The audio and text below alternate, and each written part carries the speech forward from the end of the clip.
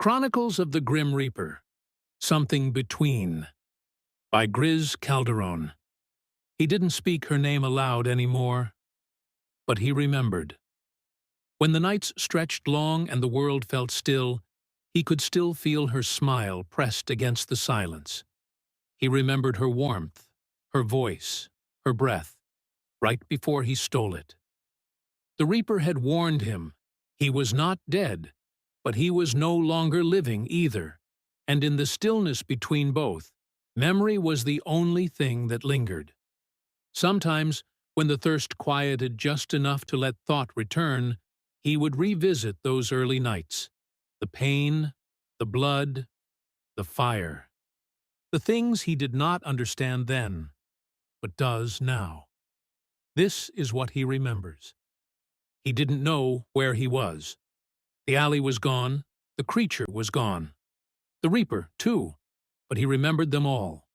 The pain, the silence, the cold stone at his back. The moment his heart should have stopped, but didn't. The moment he should have died, and didn't. Instead, he had risen, changed. At sunrise, he tried to leave the building he'd crawled into. Just past the broken door frame, the light touched his hand.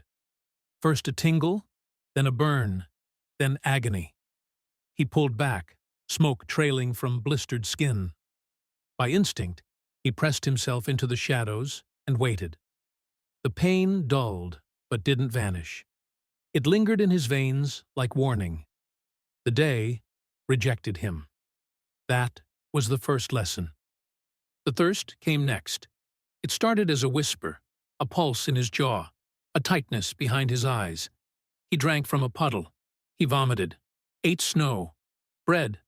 Nothing stayed. Everything tasted like ash. He wandered into the trees. Birds fled. Deer froze at the scent of him. His body moved faster than it should, stronger, sharper. The fox never saw him coming. The blood helped a little, so he hunted again and again. By the third night, it wasn't enough.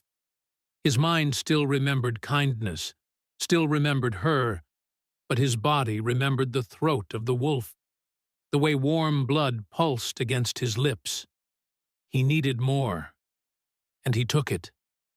A farmer, walking alone at dusk. A woman gathering water at the well. A boy, chasing a lost goat. He didn't always kill. Sometimes he stopped himself. Sometimes he couldn't. He tried not to remember their faces. He never asked their names, and still, it was not enough. The more he drank, the more he wanted. The more he wanted, the more he hated himself. He begged his body to stop, begged the thirst to quiet, begged to die, but he couldn't. He stood at the edge of a cliff once, during a storm, hoping lightning would find him. It didn't. He stood beneath falling rocks, waited in the snow without food. He screamed at the heavens until his voice vanished, but he would not die. He watched from shadows as candles were lit in the village. People whispered of something in the night. A monster. A curse. They spoke his name once. Valen. Said he had gone missing. That he must have died. They were wrong. He was not dead. Not gone. He was something in between. He couldn't return to her. Not like this. But still, one night, he did. He stood outside her home, trembling. He wanted to see her face again. Just once. Maybe to say goodbye. She opened the door. She smiled. He didn't mean to step forward. He didn't mean to touch her. He didn't mean to bite, but the thirst was stronger. And this time, he didn't stop. She died in his arms. He had drained her completely, without realizing it. The others had screamed, fought. Some lived long enough to flee, but not her. She didn't cry out. She didn't struggle. And when the sun rose, she did not burn. She did not rise. She simply remained. Only then did he understand. It was the ones he spared who carried the curse. But her, his love, he had taken everything from. And somehow, that made it worse. He held her for hours, rocked her body like a child, whispered her name again and again. When dawn came, he hid beneath the floorboards like a coward, like a beast. He should have burned with her, but he didn't. Instead, he ran. Into the woods, into the dark, into whatever waited. The thirst kept him alive, and it cursed everything he touched.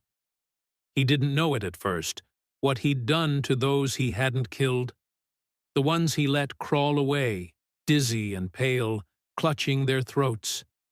He didn't know they, too, had been changed, until the first one died screaming, burned to ash beneath the morning light, then another, and another. They remembered nothing but his eyes, his voice, the way he fed only at night, and when the sun touched them, they vanished in flame. He began to understand. The creature that bit him had come from a world without sun, without time, without end. The curse it carried could not survive in the light. Now it lived inside him, and he had passed it on. He no longer dared to speak his name. The people feared the night now. Doors were bolted. Fires burned through sunrise. No one walked after dusk. The forests were silent, and still he fed. Not every night. Not always. He tried to stop. Tried to feed from animals the way he once had, but when the blood wasn't human, it left him hollow, shaking, drenched in hunger. He hated himself more with each day, but hate wasn't enough to make him stop because he could not die and he could not go back. He was not alive. He was not dead. He was something between. The end.